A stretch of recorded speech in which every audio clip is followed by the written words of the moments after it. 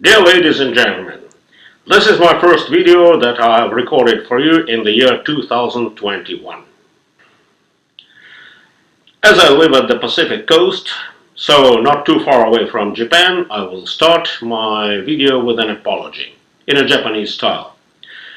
I am apologetic for my accent. Well, English is not my first language, so that's why I speak with a bit of an accent. On the other hand, maybe I shouldn't apologize, because most of you are for diversity, and the diversity of accents is also a diversity. So let's celebrate diversity. Anyway, what are we going to talk about today?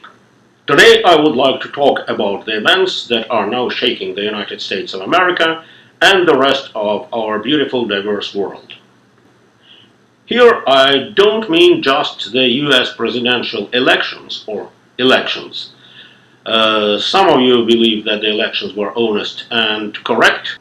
However, some others who haven't lost the ability to think independently and analyze the events independently know pretty well that the elections have been stolen, and God knows what's going to happen within the next few days. Maybe in the next few days certain events will happen in Washington, as a result of which elected President Donald Trump will stay in his office for another 4 years, or if a miracle doesn't happen, a group of corrupt criminals and perverts are going to take power officially and completely transform the United States of America officially. And those events, of course, will influence everyone and everybody in the world, not only in the United States of America, but no matter where all of us live. However, that's not the main topic I'm going to concentrate on today. What I would like to talk about today is that the recent events, the events that took place in the States within the last probably 10 or more years, have clearly demonstrated absolute failure of the American democracy and total collapse of the whole US political system. Well, the government of this country is not working anymore, and neither does the Constitution, and the society is even incapable of going through honest and transparent elections. This is a very serious topic because, as we all know, for more than 100 years, for almost 200 years, the United States of America, the land of the brave and the land of the free, was the cornerstone of freedom and democracy that inspired millions and millions of people all over the world. Now, how comes that I took the liberty of saying that the US democracy collapsed? Before I answer that question, we should probably take a quick look at what democracy really is. Some of you probably know that, however, the majority probably do not. As of today, almost everyone knows that the word democracy came from ancient Greece, where they used to pronounce it as demokratia. That's a complicated word that consists of two elements.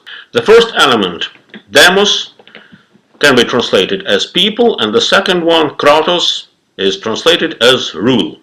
So together they mean the rule of the people. It has been used to denote a form of government in which the people, demos, had the authority to choose their governing legislation. Another question is whether the word demos means just people, or the translation is a little bit more complicated. Well, it's an interesting question, but we cannot discuss it right now. In any case, I would recommend you to read the book The Republic by Plato. Here is his mask made during his lifetime, and the book Politics by Aristotle. Here is his sculpture. Both books are very interesting, and in fact they are essential for everyone who would like to understand what exactly means democracy, tyranny, ochlocracy, oligarchy, etc., etc. Self-explanatory, there is a certain difference between the ancient Greek understanding of the concept of democracy and contemporary understanding of it. So let's switch to the contemporary understanding of what democracy is and what conditions the society needs to meet to be qualified as a democratic one. Here I would strongly recommend you to look into the criteria worked out by Professor Michael J. Sodaro of Columbian College of Arts and Sciences. He is the author of quite popular textbook known as Comparative Politics, A Global Introduction. In that book, he defined three conditions under which a society can be considered democratic. Condition number one, the presence of democratic institutions such as elected parliament, elected president, independent courts, etc. Here are the examples of those institutions. Well, for example, how those institutions look like in the United Kingdom. The Parliament, bicameral parliament that consists of the House of Lords and the House of Commons. The Privy Council, the Judicial Committee of the Privy Council, the position of Prime Minister, and the Cabinet. Let's take a look at a few other political systems, contemporary political systems. Here is France, for example, La Belle France, that has its government, the position of Prime Minister, the elected President, the bicameral Parliament that consists of Senate and National Assembly, Constitutional Council, Council of Ministers, etc., etc. Or, for example, here is Germany with the position of Bundespräsident, again elected, Bundeskanzler, Federal Chancellor, Federal Constitutional Court, again Bundesrat, Federal Council, Bundestag, Federal Assembly, Federal Ministries, etc. The second condition, according to Professor Sodaro, is the presence of democratic traditions in a society we're looking at. The third condition is the existence of mechanisms that make democratic institutions functional. Indeed, most of the contemporary countries of the world have the democratic institutions, or the so-called democratic institutions. Not only the United States of America, Britain, France, Germany, and other countries that are considered democratic, but also the countries that are not considered democratic. For example, mainland China, communist China. Well, look here, they also have political institutions, democratic political institutions. Elected president, standing committee, National People's Congress, State Council, 29 ministries, Supreme People's Court. In every province they have Provincial People's Congress, elected, and Provincial People's Court, County People's Congress in every county, and County People's Court. Or, for example, the former USSR, which was considered evil empire and a gloomy example of communist tyranny, they also had democratic institutions. Look, the Supreme Soviet and the Soviet of Nationalities, it was in fact a bicameral parliament, Supreme Court, the position of elected president, at least during the last years of the Soviet Union, and also in each and every Union Republic, there was a Republican Supreme Soviet, all elected. There were also provincial Soviets, district Soviets, of course the Cabinet of Ministers, Republican governments. Well, look, yes, here they are. Very democratically looking institutions. Or we can take a look at the political system of contemporary Russian Federation. Well, this country is not considered democratic at all, but even this country also has bicameral parliament, known as Federal Assembly, State Duma, Council of Federation, those are the two chambers, elected president, prime minister, federal cabinet, constitutional court, Supreme Court, and lots of other very democratically looking institutions. However, despite the fact that most countries of the world can boast the presence of democratic institutions, in most of those countries, those democratic institutions cannot function.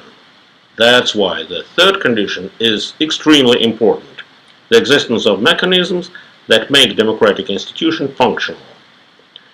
These mechanisms include but are not limited to the freedom of speech, freedom of public discussion, independent media, independent courts, and there are also some other mechanisms, but let's not talk about them right now. The major mechanisms, again, are the freedom of speech, freedom of discussion, independent media, and independent courts. The conditions defined by Professor Michael Sodaro are, of course, very important, but in my capacity of a former professor of political science and history, I'm taking the liberty of adding two more conditions to the above three. Condition number 4. The existence of sufficiently high living standard that would allow working citizens to have enough time and energy to get involved in politics. Indeed, there is no democracy on an empty stomach when a working person has to take 2 or more jobs in order to be able to pay his basic bills. And condition number 5, that is certain level of education of the electorate in such spheres as economics and politics, as well as the ability to think independently. Now, dear ladies and gentlemen, let's take a look at the contemporary United States of America and double check whether this country meets the conditions that have been defined by Professor Sodaro and by yours truly. Condition number 1, the presence of democratic institutions. Self-explanatory, those democratic institutions are there. And, of course, from that point of view, the United States of America definitely meet that condition. Condition number 2, the presence of democratic traditions in the society. Well, this question is a little bit more complicated. Of course, at the very beginning of the formation of the United States of America, the democratic traditions were there because absolute majority of the immigrants were from Britain, or to be more specific, from England, Ireland, and Scotland, and those countries already had democratic traditions by the beginning of the United States of America.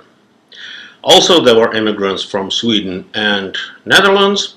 Those countries also had democratic traditions. However, during the last 200 years of the existence of the United States of America, more and more immigrants were coming from other parts of the world. From Germany, most of which didn't have democratic traditions, let's say by the beginning of the 19th century. Well, there was no united Germany, of course, those days. Some German states had democratic traditions, others did not. More and more immigrants were coming from Central and Eastern Europe, where there were practically no democratic traditions. And starting with the middle of the 20th century, and nowadays, most of the immigrants, hundreds, thousands of them, are coming from Central and South America, from Africa, and from other countries where democratic traditions simply do not exist. So the question is a little bit complicated. Partially the society has democratic traditions and partially not. Now let's switch to the most important condition, the existence of mechanisms that make democratic institutions functional.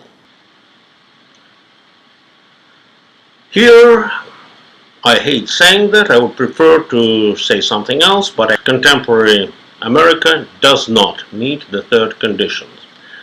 Contemporary United States of America, by the way, the same refers to Western Europe, are dominated by the so-called political correctness and left-wing ideologies.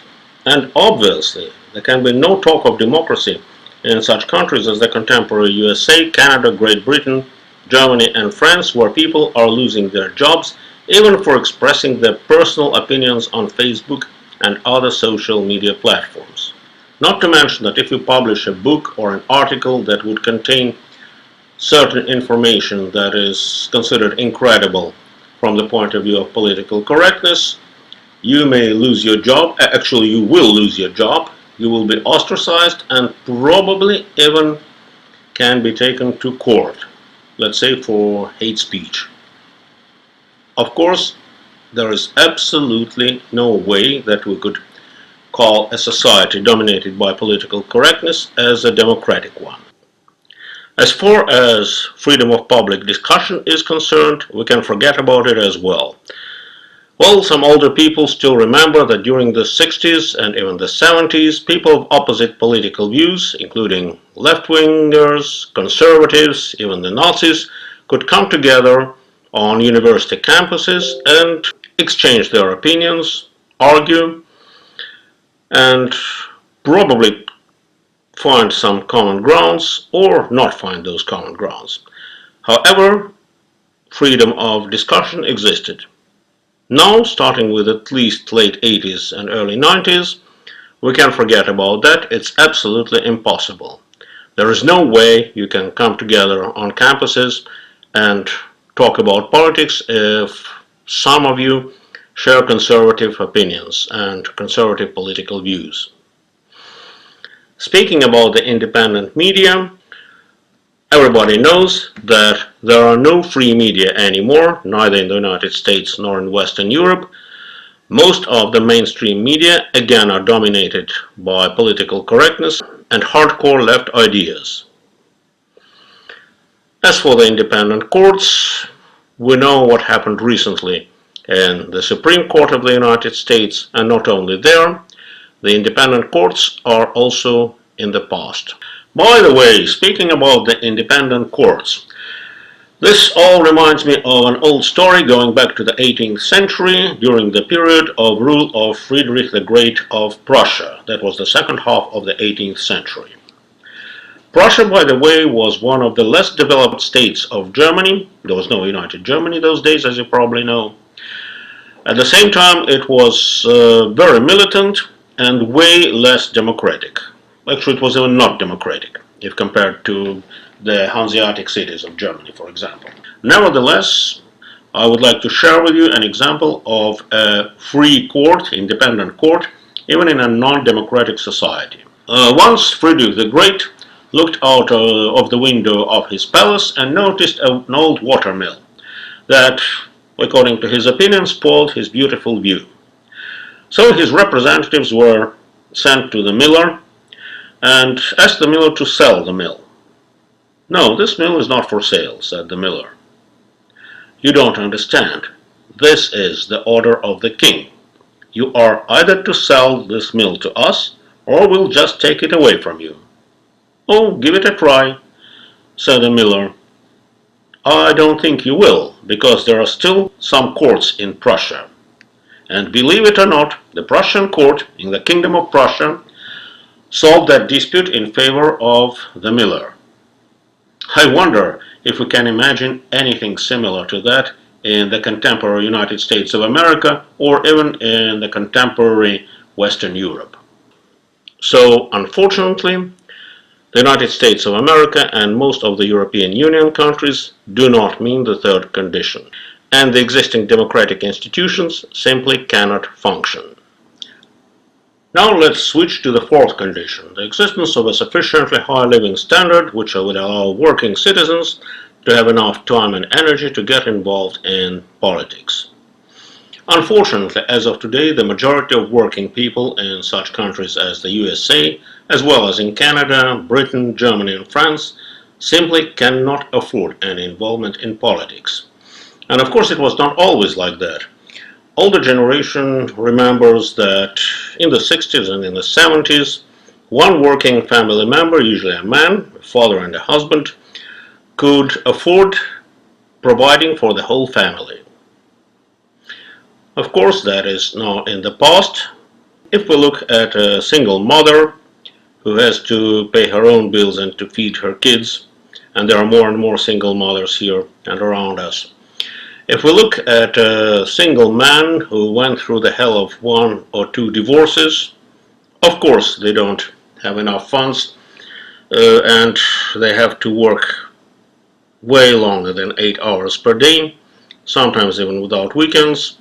What kind of political interest could they have?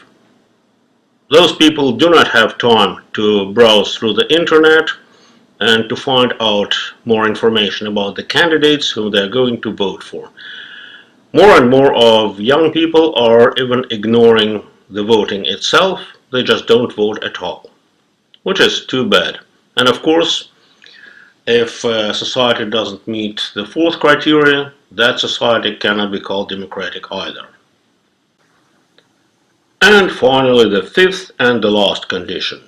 As a matter of fact, we all are facing now the degeneration of education, starting with public schools and ending up with the universities.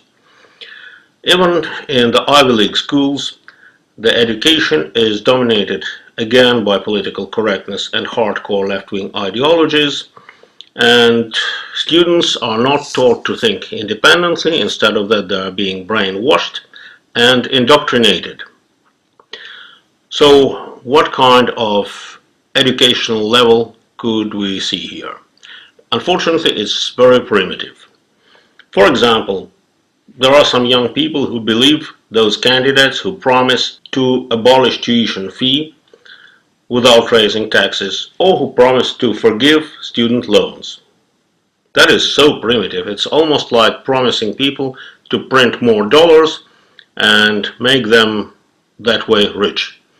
Of course, if you promise way more dollars, you will just cause inflation. But believe it or not, the majority of electorate doesn't understand even that, which is pretty sad. To sum up, I regret to say that basing off what we have looked into during the last 15-20 minutes, the only conclusion that we can come to is that unfortunately there is absolutely no democracy in contemporary United States of America, and once brilliant American democracy has failed. Too bad, so sad, but unfortunately that's true. How did that happen? The answer is not very easy. Of course, and self-explanatory, throughout the whole of the 20th century, the secret services of predominantly the Soviet Union and later Communist China were involved in very active subversive activity against the United States of America and other Western democracies. Let me mention here that totalitarian regimes of the Soviet Union and China had practically unlimited financial resources that they gained as a result of robbing their own population.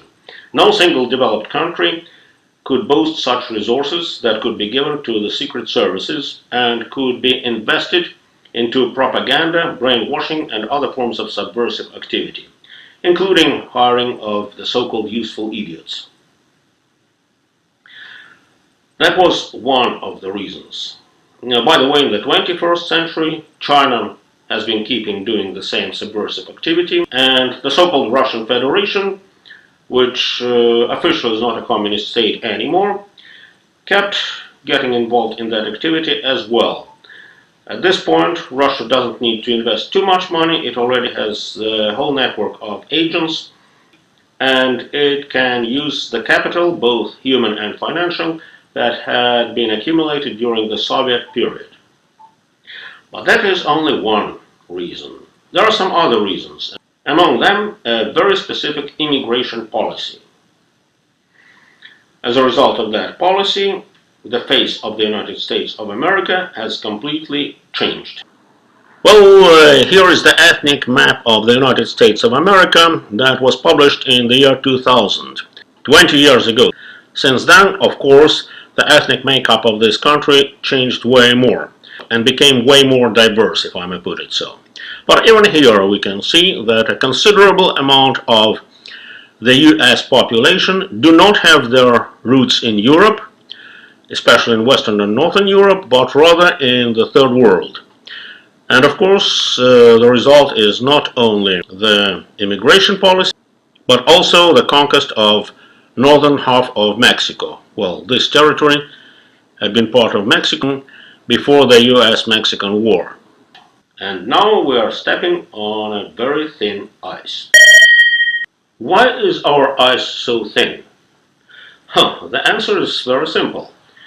We live in the atmosphere of the so-called political correctness and in the atmosphere of total absence of the freedom of speech and freedom of discussion.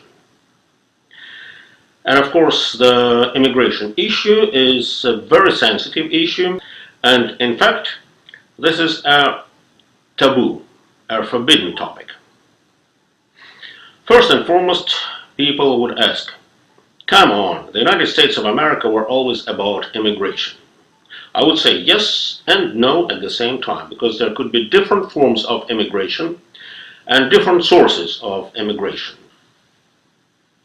When we are talking about immigration to the United States of America, we should not forget that absolute majority of the immigrants who were coming to the United States during the 19th century and during the first half of the 20th century were coming there because they were looking for freedom. So the United States of America traditionally is not about just immigration, but about freedom and about the doors being open for those who are looking for freedom. Not for social benefits of any kind, and not for the possibility of imposing the laws of the old country onto the new country. That is very important. Another part of the immigration issue is that up until probably 1960s, the majority of the immigrants were coming from the old world or from Europe, predominantly Western and Northern Europe, but also partially from Central and Eastern Europe. Starting with the 1960s, the immigrants to the United States started coming predominantly from the so-called Third World. The countries of Central and South America, and later Asian and African countries. And now the ice is getting even thinner. Thank God I'm not an anthropologist, because there are some anthropologists who are making such incredible statements that certain ethnic groups and certain races are incapable of building a democracy or building a free society. I'm not going to discuss that at all. First, again, luckily I'm not an anthropologist. I am a political scientist and a historian.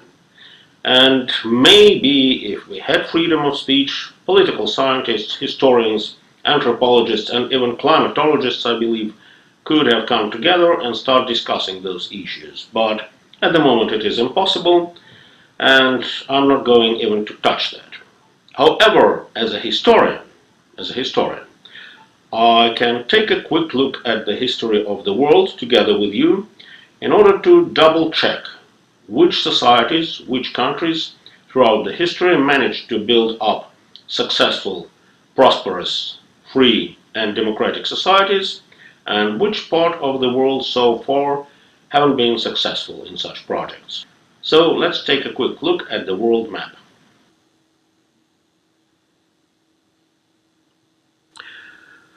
Well, this is the map of the world approximately in the year 500 before Christ. What can we see here? The small areas dominated by democracy in Aristotelian or Platonian understanding are covered with a semi-transparent gloss of red color. Here they are. Those two areas in Europe are ancient Greece, to be more specific, parts of ancient Greece, because there were several ancient Greek states in the area of contemporary Greece and Western Turkey. Some of them were democratic, others were not. And also the Roman Republic. Roman Republic was also democratic in the Platonian sense of the word, and later the Republic of Rome started expanding throughout Western Europe and the Middle East. It absorbed Greece and later transformed itself into the Roman Empire, which of course stopped being democratic. That happened shortly before the birth of Jesus Christ.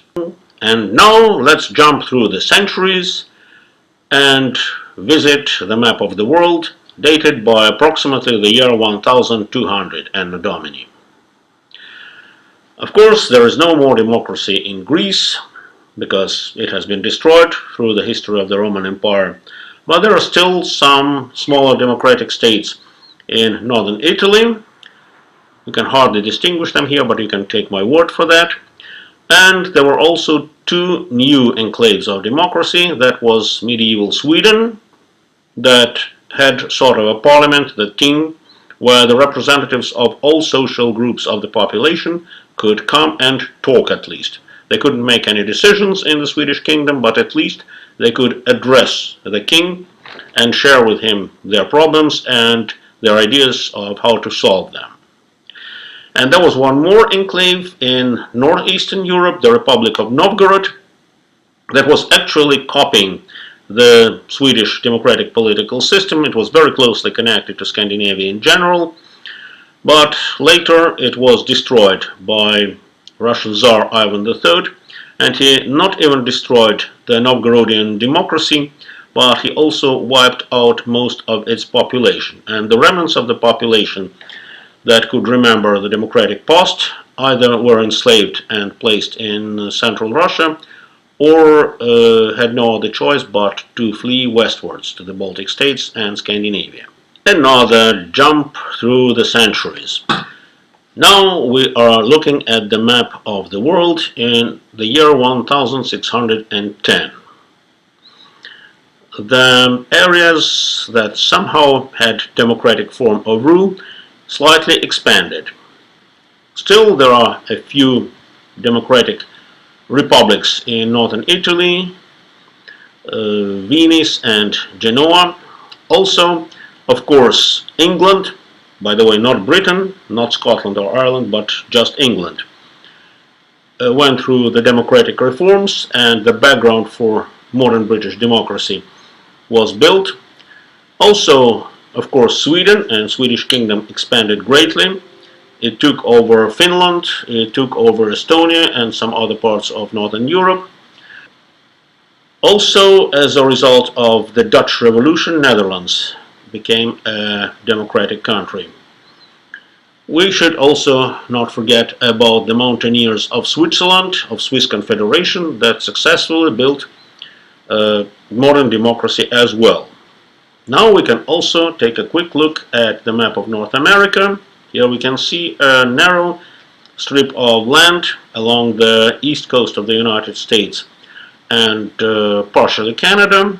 And of course, this part of the world was colonized by the English colonists and somehow adopted the elements of English democracy. That was, of course, way before the formation of the United States of America. By the way, I should not ignore one more big country in Eastern Europe, that was Polish-Lithuanian Commonwealth.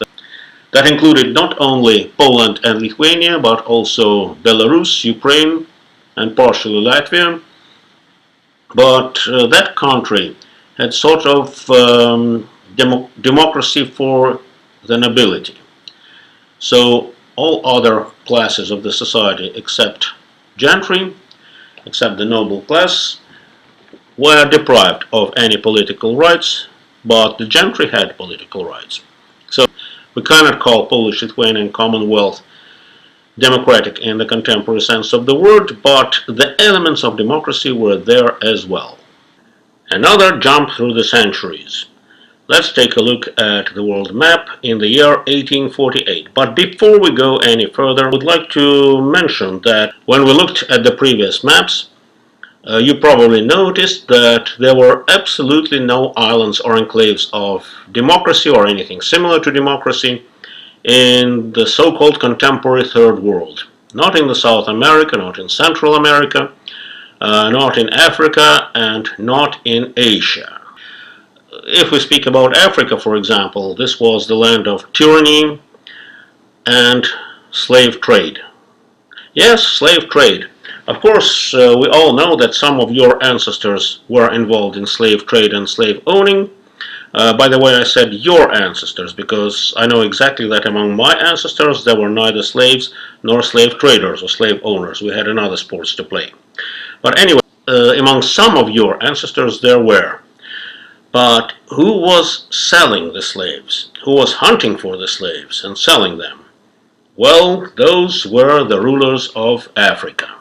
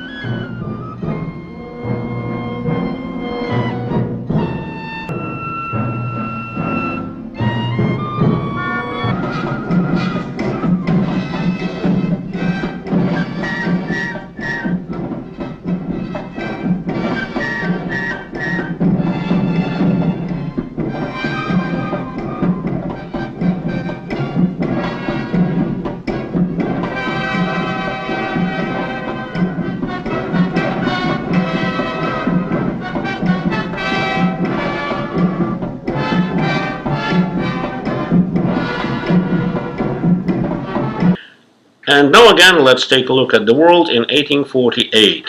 What can we see here?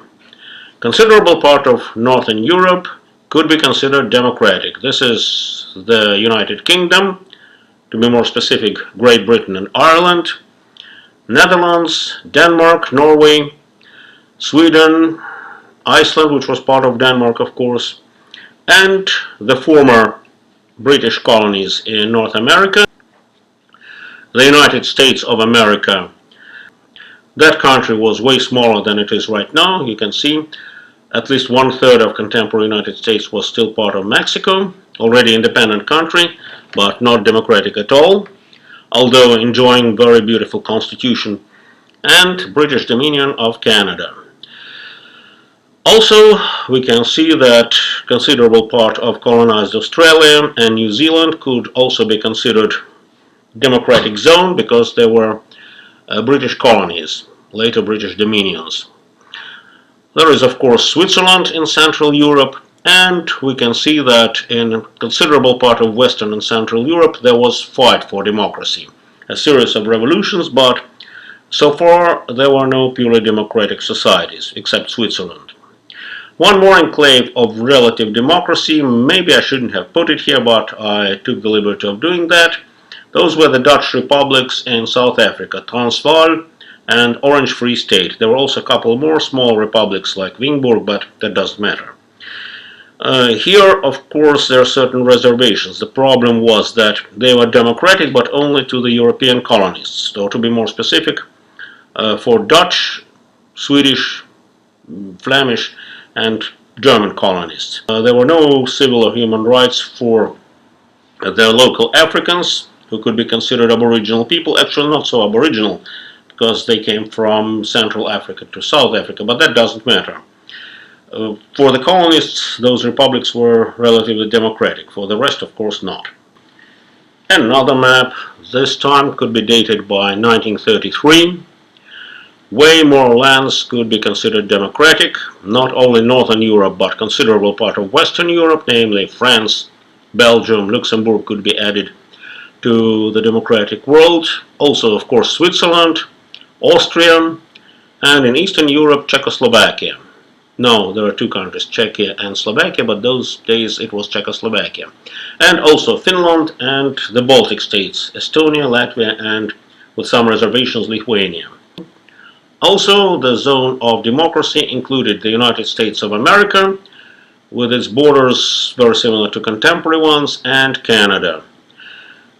And also Australia and New Zealand. With big reservations, again, South African Union, which included the former German colony of Namibia. Again, democratic regime for the European settlers and no civil rights for the Africans, and little or limited civil rights for the Asian immigrants. Getting back to Europe, in Italy there was fascism, we cannot consider it democracy, and it's 1933, it's when, through absolutely democratic procedure, Nazis came to power in Germany. Now here is the map of the world in 1968. That year was probably the peak of our civilization, and as we can see on the map, a considerable part of the world could be considered democratic. First and foremost, those are North Atlantic countries, the United States, Canada, United Kingdom, France, most of Western Europe, except Spain and Portugal, of course Scandinavian countries and Finland, a part of Germany, which under the pressure of the United States and United Kingdom became democratic, Austria, Switzerland, and Italy. The democratic zone lost Czechoslovakia because it had been occupied by the Soviet Union and democracy was destroyed over there. The democratic world also lost 3 Baltic states, Estonia, Latvia, and Lithuania, and a significant part of Finland. South African Union is still there, with all the reservations we already mentioned. Australia and New Zealand as well. A couple new enclaves were added to the democratic world. It was the State of Israel It's 1968, so I included the Sinai Peninsula into it because it had been occupied by Israel those days, and Lebanon in the Middle East as well, a Christian Arab country. Also, democratic regimes were established again under the US pressure in Japan with certain reservations, and also with certain reservations, but on the island of Taiwan, or the Chinese Republic on Taiwan. Again, it was a long way towards democratization, but we can say that in 1968 it was very close to contemporary Taiwanese democracy. Also, a specific but democratic regime was established in Singapore, and Hong Kong, which was those days British colony, also had a democratic system. But that was the peak of the development of democracy, and as I already said, probably the peak of our civilization. And this is the year 2021. What can we see here? We can see that unfortunately democracy disappeared from the majority of all democratic countries. We cannot speak about democracy in North America anymore. We already talked about that, and it's clear why. No freedoms, no freedom of speech, political correctness. With that, you cannot talk about democracy. Most of Western Europe lost it as well. There are some exceptions: Switzerland, Portugal with its possessions. In some East European countries, the elements of democracy have been preserved. They liberated themselves from the Soviet Union when the Soviet Union fell apart in 1991, and kind of democratic regimes were established in the Baltic states: Estonia, Latvia, Lithuania, Poland, Czech Republic, Slovakia, Hungary, Slovenia, with some reservations, Croatia. That's more or less it. Democratic regime was also destroyed in Lebanon as a result of a series of wars in the Middle East. And Israel, that lost considerable part of occupied territories, is still there, and it's still a democratic country.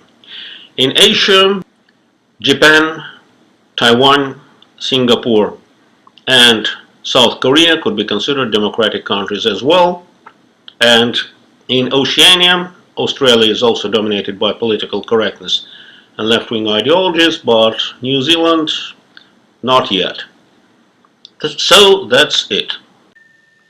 Whether one wants it or not, whether one likes it or not, the USA, once an outpost of the world democracy that inspired millions of freedom-loving people all over the world, joined non-democratic Third World. And actually not the best part of it. I'm saying that because in the majority of the so-called banana republics, police forces, for example, are at least not afraid of mobsters, terrorists and thugs, whereas in the contemporary USA the policemen are afraid of them. That has been clearly demonstrated by the recent racial riots in the democratic states. The so-called racial riots, because they were really not racial, but that's another topic. By the way, there is one thing that is important to mention here if we are speaking about the ethnic or racial diversity. I would take a risk to say that that diversity, generally speaking, doesn't matter. If the whole nation shares certain principles, for example, the principle of freedom and dignity, and when the United States of America were still a melting pot, where newcomers were trying to embrace the values of the new country, and at least making sure that their kids and grandkids would become Americans, proud for their freedom and for their achievements, that wouldn't matter at all. And neither would it matter which part of the world you came from. However, as of today, the melting pot practically doesn't exist.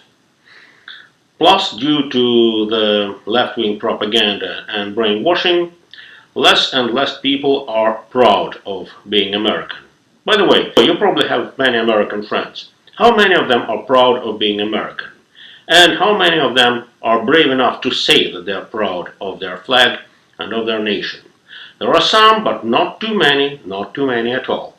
And one of the reasons for that is that starting from school, many American kids had been taught that their country is not about freedom, but about wiping out the Aboriginal population, about exploiting the slaves from Africa. And by the way, there were slaves not only from Africa, but okay, let's not talk about that. So there is nothing to be proud about. And the melting pot has been replaced with the so-called concept of self-identification. So it is important now where you are from and what is your background. That reminds me of something that I heard in a remote part of the world decades and decades ago. In the 1970s, yours truly was a student of Moscow State University. And within many programs, there was a program which we couldn't avoid, we were supposed to take it, known as special propaganda. And that program was taught under the umbrella of the Defense Ministry of the Soviet Union. That program was supposed to teach us how to be successful in subversive activity against the capitalist countries. And I still do remember one of our instructors who kept repeating, in order to defeat the United States of America, we should play on racial and ethnic prejudice and conflicts. We should do all our best to make sure that Anglo-Saxons are deep in conflict with Hispanic people, and white Americans are supposed to be in conflict with black Americans, and black Americans should hate white Americans, and vice versa. If we do that, we will be way more successful. And look what is going nowadays in the United States. It looks like that activity is effectively peddled. Am I right? I'm right, I guess. Or maybe I'm wrong, I don't know. In other words, the melting pot in the United States is being replaced with something that could be defined as either a confederation of communities or, even worse, a confederation of individuals. One could say a confederation of free individuals, but that's not true. Because individual, if he or she is isolated, cannot be free. One can be free only in a community of freedom lovers. On the other hand, if the society turns into a confederation of individuals who have nothing to do with each other, any evil power can easily dominate that loose confederation. By the way, in connection with the confederation of individuals, I would like to say a few words about such thing as corruption. Corruption, in fact, is another element of being part of the third world. I do not want to say here that there was no corruption in the democratic countries of the so-called first world, but it never reached the level of today's super corruption in the former democratic countries of North America and Europe. By the way, there is an opinion that corruption by itself is not too bad, as it may allow to solve some problems through bribes, in the situation when those problems seem to be unsolvable. But I would prefer to stay away from the discussion.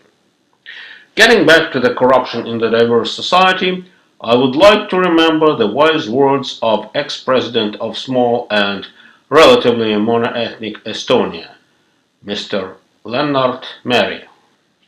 Mr. Meri once said that in his country even immoral politician would have no other choice but to think twice or more before turning into a dirty, corrupt scoundrel. As in Estonia, everyone knows each other, and accordingly, a politician can become corrupt only if he or she is ready to leave Estonia in the near future and to make sure that his or her children and grandchildren would do the same. As in Estonia, they would be ostracized. Nobody would say hi to them, nobody would invite them to a party, and nobody would deal with them in any form. Another situation is in a country where an immoral politician is looking through his office window at a crowd of people that came from various parts of the world, that do not understand each other, although speaking the same language, and accordingly do not trust each other, that adhere to different values. For example, one of them supports an idea of honor killings, while another one is in favor of women giving birth to no children in order to make a successful career. While looking at that confederation of individuals, that politician may ask himself or herself, Who are all those people? And are they really my compatriots? But what do they have to do with me so that I care about them more than about myself and my own pocket and my own wallet? Anyway, I would prefer not to go on talking about that. You understand why. Anyway, the United States of America have changed dramatically, and some of those changes are irreversible. It is clear that whether one likes it or not, whether one wants it or not, but there is no way back to the good old USA of the 60s or the 70s. I hate saying that, but as of today, the United States are facing a tough choice, either to become a big English-speaking Haiti or a big English-speaking Dominican Republic. Here is the map of the island of Haiti, a very beautiful island by the way, originally, that so far has been shared by two different countries. The Republic of Haiti in the western part of the island. Here is the flag of this republic, and here are some pictures of the lifestyle over there. And Dominican Republic in the eastern part of it. Again, here is the flag and a few pictures showing the elements of its lifestyle. According to the researchers and the travelers who visited Haiti, it is probably the worst country in the world. Their life is filled with suffering and death. And in case if those who are behind Joe Biden officially take power in the States, they will soon turn that country into a big Haiti.